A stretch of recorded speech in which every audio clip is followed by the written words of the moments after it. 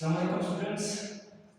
पिछले दो वीडियो में इस चैप्टर के पिछले दो वीडियो में हमने पहले वीडियो में हमने सेल के बेसिक कैरेक्टरिस्टिक्स को डिस्कस किया। फिर दूसरे वीडियो में हमने सेल के जो मेन ऑर्गेनेल्स है, जिस तरह माइटोकॉन्ड्रिया है, प्लाज्मा रेटिकुलम है, इसी तरह गोल्गी एपरेटस है, इसी तरह साइटोप्लाज्म है, इसी तरह सेल मेम्ब्रेन है, इसी तरह माइटोकॉन्ड्रिया है, इनको हमने डिस्कस किया। इस वीडियो में हम सेल के कुछ और ऑर्गेनेल्स को डिस्कस करेंगे, जो कि हैं सबसे पहली ऑर्गेनेल जो इस वीडियो में हम डिस्कस करने जा रहे हैं वो है plastids.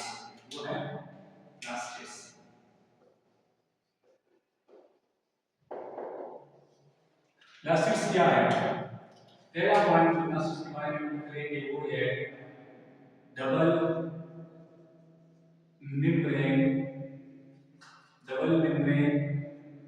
pigment containing organelles। Double membrane pigment containing organelles. दूसरी बात जो हम प्लास्टिड्स के बारे में कहेंगे, हम ये कहेंगे these plastids are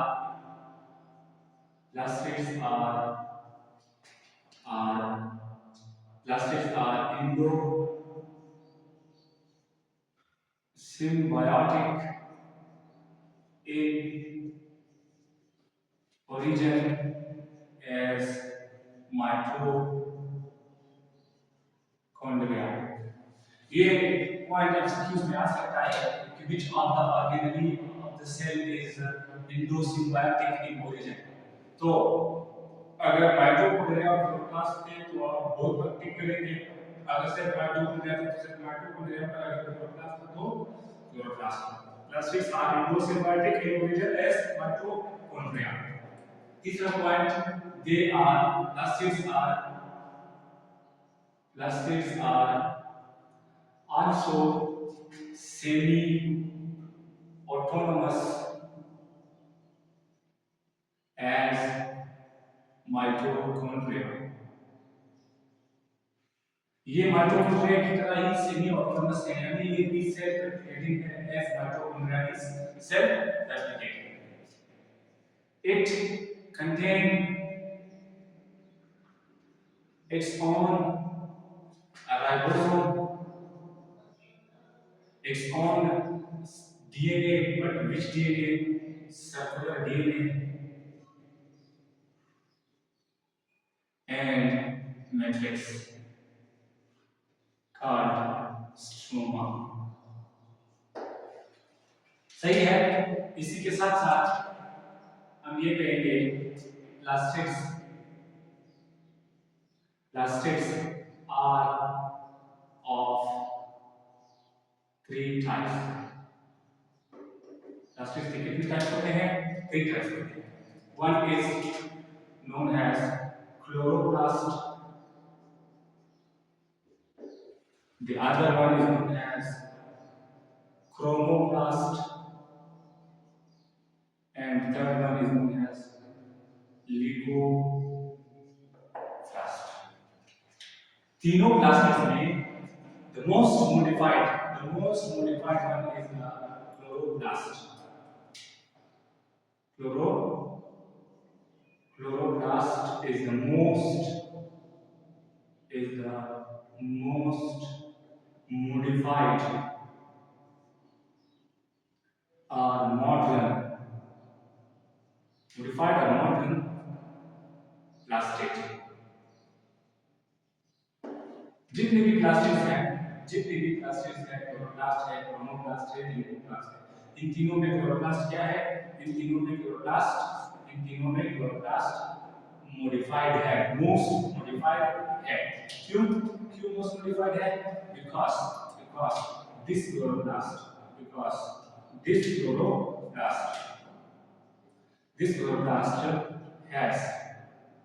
has thylakoid membrane। It contains thylakoid membrane. It contains grana. It contains thylakoid membrane. It contains grana. It contains lamellae. It contains stroma और मैट्रिक्स। इन चीजों की वजह से क्या है ये most modified but chromoplast and leucoplast has no thylakoid membrane, has no grana and has no lamellae, due to which chloroplast is responsible for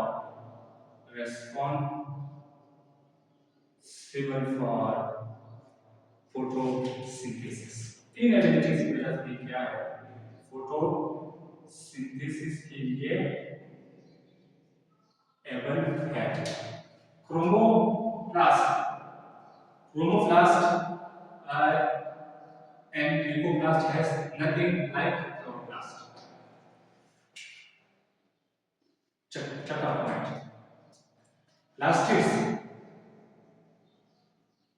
plastids are interconvertible। ये मेन पॉइंट है plastids are interconvertible, यानी एक दूसरे में क्या हो सकते हैं कन्वर्ट हो सकते हैं। Chloroplast to chromoplast, chromoplast to leucoplast, chromoplast to chloroplast, ये क्या है इंटरकन्वर्टेबल है। plastids are formed from प्रोप्लास्टिड्स। ये किससे बने हुए होते हैं प्रोप्लास्टिड्स से बने होते हैं। And proplastid is the derivative of meristematic tissue.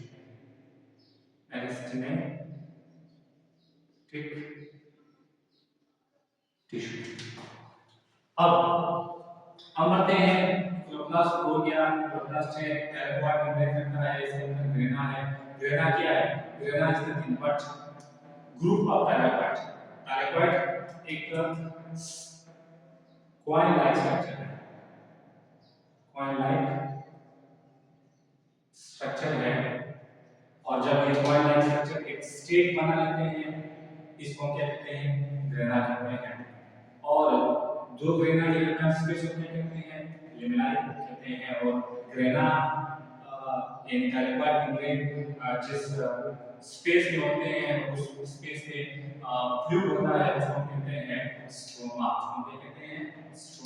thylakoid membrane जो है ना thylakoid membrane are site of light reaction while stroma is the site of dark reaction। easy है, nothing to be confused। Leucoplast की बात करते हैं। अगर हम ल्यूकोप्लास्ट को देखें तो ल्यूकोप्लास्ट क्या करता है ल्यूकोप्लास्ट स्टोरेज का काम करता है। क्या करता है स्टोरेज का काम करता है। It has three types. एक को कहते हैं अमाइलोप्लास्ट, दूसरे को हम कहते हैं इलायोप्लास्ट, और तीसरे को हम कहते हैं प्रोटीनोप्लास्ट।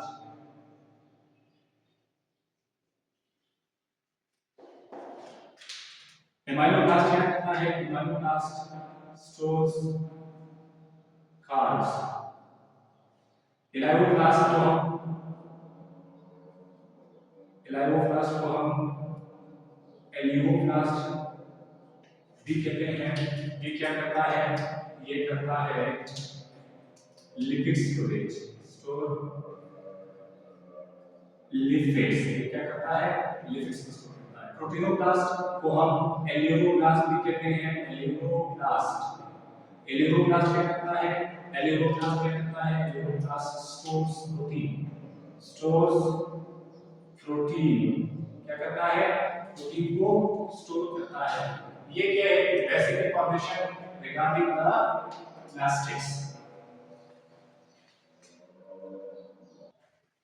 सो यस स्टूडेंट्स ये है कुछ पॉइंट्स रिगार्डिंग द प्लास्टिड्स। ये प्लास्टिड्स हो गया। प्लास्टिड के बाद अब हम बढ़ते हैं दूसरे ऑर्गेनिल्स की तरफ। जो कि अब हम पढ़ेंगे लाइसोसोम। हम क्या पढ़ेंगे? हम पढ़ेंगे लाइसोसोम। लाइसोसोम क्या है? लाइसोसोम सिंगल मेम्ब्रेन ऑर्गेनेल है। लाइसोसोम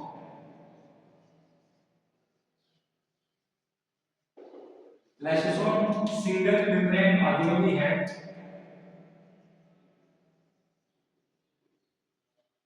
मेम्ब्रेन ऑर्गेनेल है derived from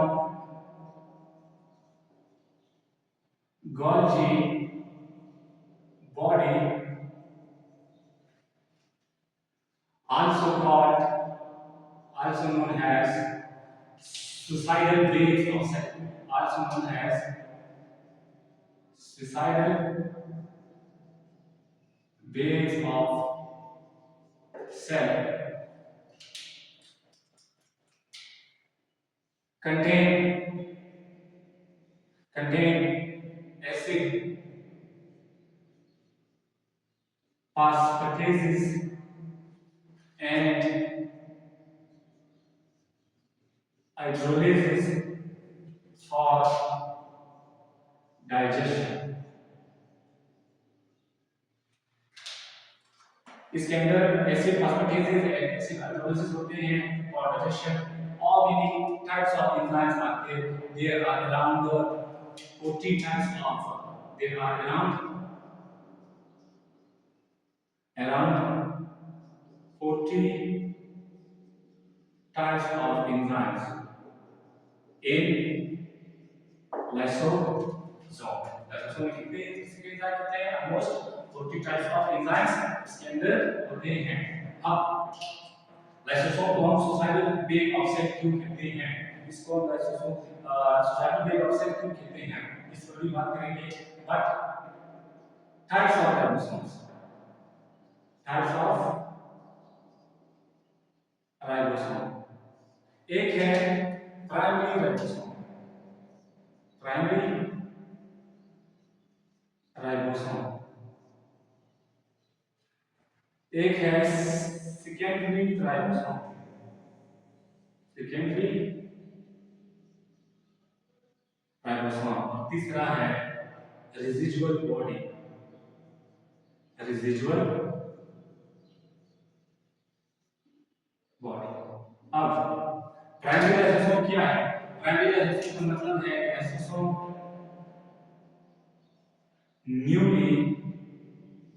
newly derived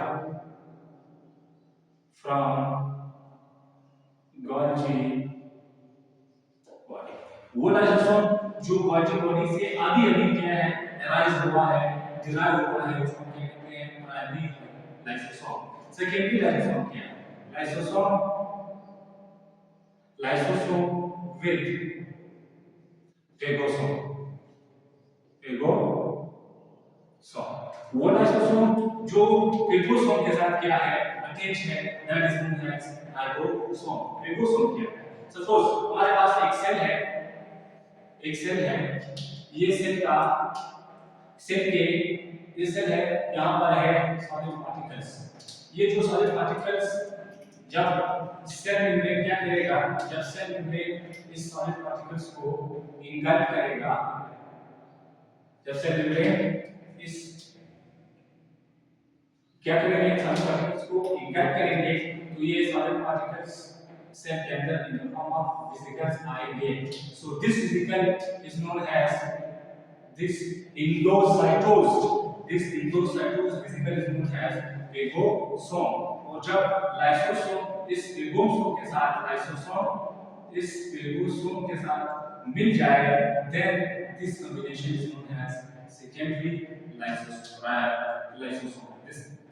This is known as secondary lysosome. Sorry, I have written lysosome. Sorry.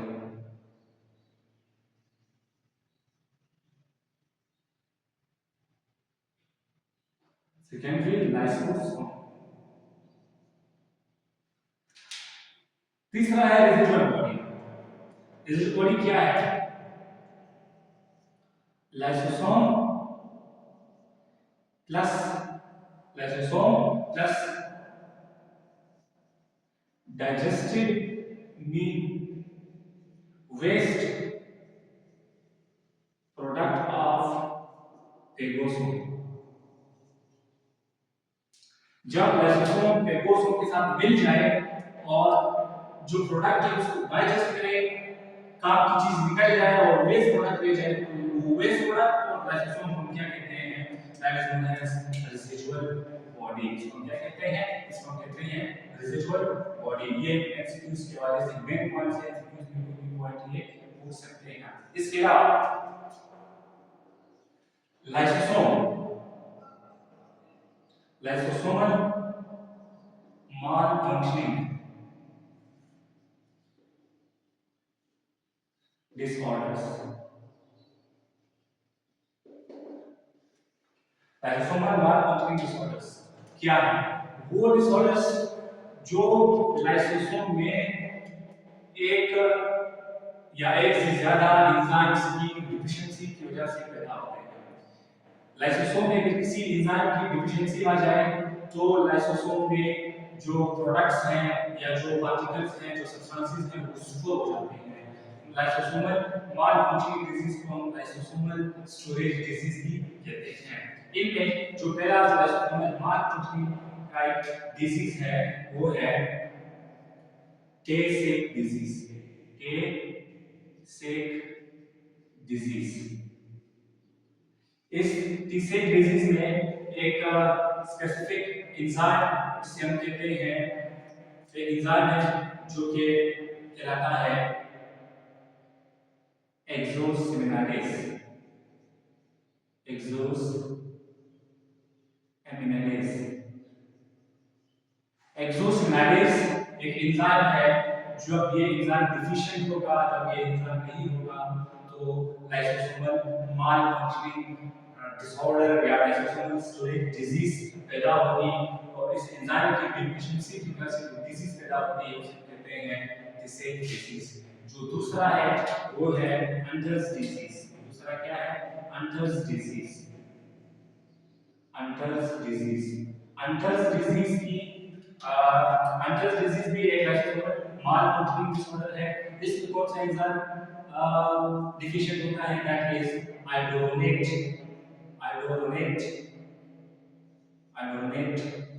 सल्फेटेस। ये एंजाइम क्या होता है? डिफिशिएंट होता है। एमसीक्यूज में आ सकते हैं कि अंटर्स डिजीज में कौन सा लाइसोसोमल एंजाइम डिफिशिएंट होगा? तो वो है आइडोरोनेट सल्फेटेस। और तीसरा है नीमोटिक डिजीज। नीमोटिक डिजीज। ये नीमोटिक डिजीज भी एक लाइसोसोमल डिसऑर्डर है। इसमें कौन सा एंजाइम डिफिशिएंट होता है?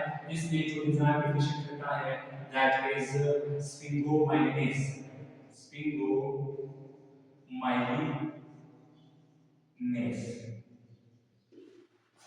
ये है लाइसोसोमल मालफंक्शनिंग डिसऑर्डर्स।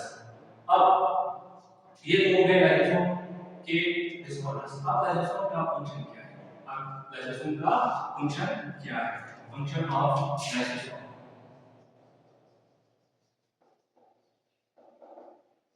सबसे पहला फंक्शन लाइसोसोम का वो है दैट इज सेल डाइजेशन। अब ये सेल डाइजेशन क्या मतलब है? ये सेल डाइजेशन हम दो पर्सपेक्टिव से देखेंगे। यानी it can digest old cell, it can digest the non-required part of cell। Cell का जो नॉन रिक्वायर्ड पार्ट है, जिसकी जरूरत नहीं है, ये उसे डिजाइजेस्ट कर सकता है और पूरे सेल को भी क्या कर सकता है? डाइजेस्ट कर सकता है। इसके साथ साथ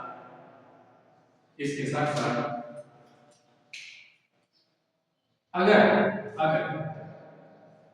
ये एक लाइसोसोम है, ये एक सेल है, इस सेल के अंदर ये लाइसोसोम है। अगर ये लाइसोसोम अपने ही सेल को क्या करें, डाइजेस्ट करें। So this process is known as autophagy. Autophagy. Autophagy क्या है? डाइजेशन ऑफ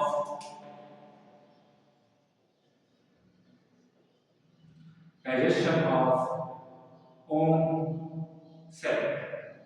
अपने ही सेल जिसके अंदर वो पड़ा हुआ है उसको डाइजेस्ट करने को क्या कहते हैं? ऑटोफेजी कहते हैं। और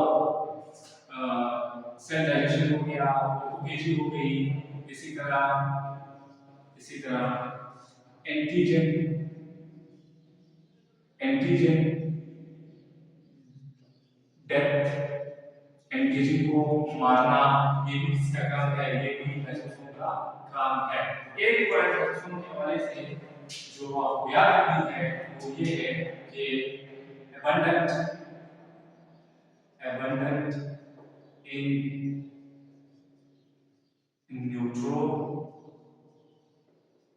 neutrophils and macrophages। White blood cell में तो ये ज्यादा होता है, व्हाइट ब्लड सेल में भी कौन से व्हाइट ब्लड सेल में? वो भी न्यूट्रोफिल्स में और मैक्रोफेजेस में। ये है हुआ लाइसोसोम। और लाइसोसोम के हवाले से कुछ पॉइंट्स जो कि एमसीक्यूज के हवाले से आ सकते हैं। लाइसोसोम के बाद अब हम बढ़ते हैं माइक्रो बॉडीज की तरफ। माइक्रो बॉडीज की तरफ कि माइक्रो बॉडीज क्या है? माइक्रो बॉडीज भी सिंगल मेम्ब्रेन ऑर्गेनेलिज्म है जो कि both plant and animal cell में पाए जाते हैं। ये माइक्रो बॉडीज दो किस्म के होते हैं। ये माइक्रो बॉडीज दो किस्म के होते हैं। अगर हम देखें माइक्रो बॉडीज, ये माइक्रो बॉडीज दो किस्म की हैं। एक है फॉरऑक्सीसोम, फॉरऑक्सी फॉरऑक्सीसोम, और एक है ग्लाइऑक्सीसोम, ग्लाइऑक्सीसोम। ये जो ग्लाइऑक्सीसोम है only present in plant cell, only present in plant cell. Plant cell में भी कहां? इन प्रेजेंट इन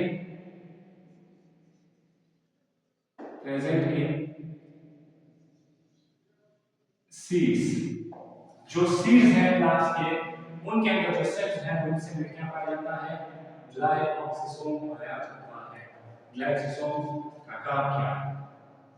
ग्लाइऑक्सीसोम का काम है एल्फ इन फैटी एसिड मेटाबॉलिज्म। जो फैटी एसिड मेटाबॉलिज्म प्लांट्स में वो कौन करता है? ग्लाइऑक्सीसोम करता है। इसी तरह एल्फ इन ग्लाइऑक्सिलेट साइकिल, एल्फ इन ग्लाइऑक्सिलेट साइकिल। ग्लाइकोजेनेज साइकिल और क्रेब्स साइकिल ऑलमोस्ट सेम है, कुछ डिफरेंसेस हैं वो बायोजेनेटिक्स में डिस्कस करते हैं। आपसे पूछा जाता है कि ग्लाइकोसोम ओनली प्रेजेंट इन प्लांट है, प्लांट में भी प्रेजेंट इन सीड्स है, फैटी एसिड मेटाबॉलिज्म और एल्फिन ग्लाइकोजेनेज साइकिल। इसके ग्लाइकोसोम के अंदर जो एंजाइम्स होते हैं, वो कौन-कौन से होते हैं? दो main enzyme, most important enzyme in glycosomes are, एक है आइसोसिट्रेट लाइपेज और दूसरा है मेलेट सिंथेटेस। ये दो मेन एंजाइम हैं जो कि ग्लाइकोलाइसिस में पाए जाते हैं। और आपने इन एंजाइम के नाम याद रखने हैं। They can be asked in MCQs because मालूम नहीं है पेपर कौन बनाए, कहां से बनाए, कैसे बनाए। So you will be reading for everything. Peroxisome ये भी present in both plants and animals, present both in plants and animals। ये क्या करता है? ये क्या करता है? Contain oxidases and catalases. इसके अंदर एंजाइम होते हैं, ऑक्सीडेसिस एंड कैटालिसिस एंजाइम होते हैं। ये क्या करता है? ये करता है protect cell from corrosive action of hydrogen peroxide. ये क्या करता है? ये सेल को हाइड्रोजन पर ऑक्साइड के कोरोसिव एक्शन से क्या करता है? बचाता है। यानी ये हाइड्रोजन पर ऑक्साइड को वाटर और ऑक्सीजन में क्या करता है? कन्वर्ट करता है। इसके साथ साथ ये क्या करता है? ये करता है साइट ऑफ फोटो रेस्पिरेशन। ये क्या करता है? ये फोटो रेस्पिरेशन का साइट है। These are the main points regarding microbodies। ये क्या है? microbodies के बारे से कुछ अहम points हैं जो आप लोगों ने याद रखने हैं। एमसीक्यूज में आ सकते हैं। They can ask from microbodies से। अब हम बढ़ते हैं किसकी तरफ? साइटोस्केलेटन की तरफ। साइटोस्केलेटन की तरफ। साइटोस्केलेटन क्या है? साइटोस्केलेटन क्या है? इसको हम कैसे डिफाइन कर सकते हैं? एक सेंटेंस में, अगर मैं एक सेंटेंस यहाँ पर लिख दूं तो आपको साइटोस्केलेटन का पूरा इसकी जो पूरी ओवरव्यू है आपको समझ आ जाएगी। मैं लिख रहा हूँ it is the dynamic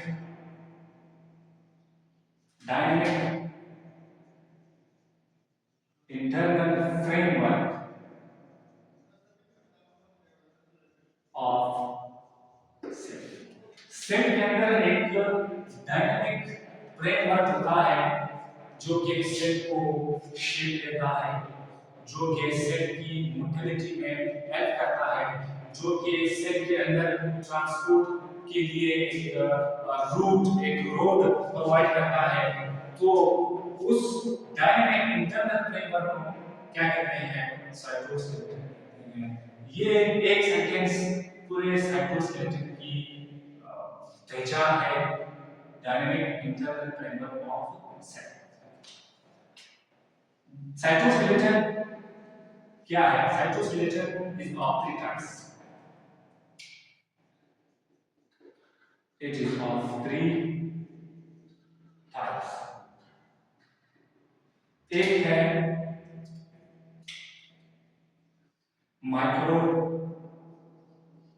tubules. ये क्या है? ये ओलोसेलेट्रिक है। नंबर एक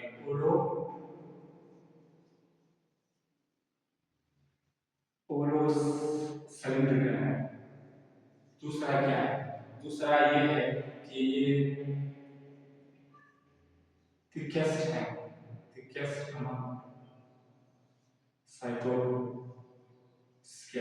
साइटोस्केलेटन में थिकेस्ट सबसे कौन है? माइक्रोट्यूब्यूल है। नंबर तीन ये क्या है? Contain tubulin protein. इसके अंदर क्या है? इसके अंदर ट्यूब्यूलिन प्रोटीन है। इसके अंदर क्या है? ट्यूब्यूलिन प्रोटीन है। काम क्या करता है? Cilia,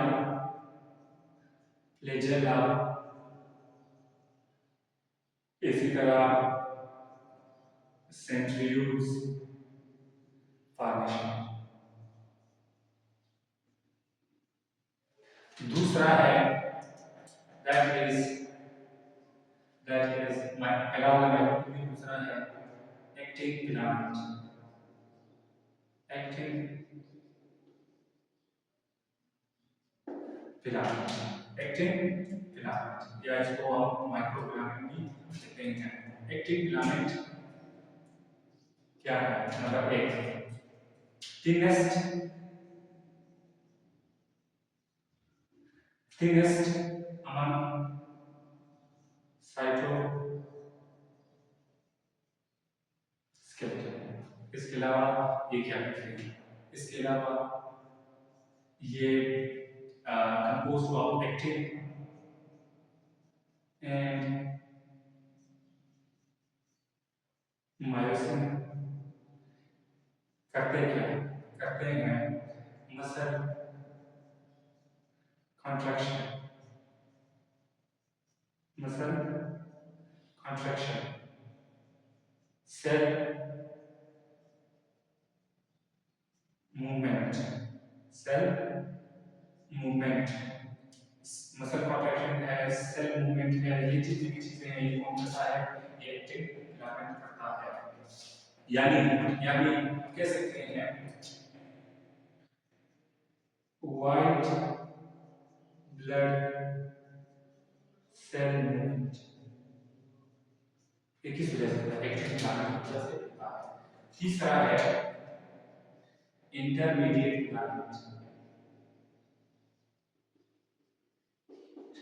filament. ये इंटरमीडिएट फिलामेंट क्या है? इंटरमीडिएट फिलामेंट को आप कह सकते हैं कि मेड अप ऑफ वाइमेटिन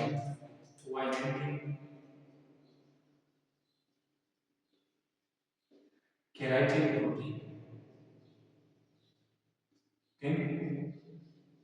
प्रोटीन। ये क्या करता है? ये करता है ट्रांसपोर्ट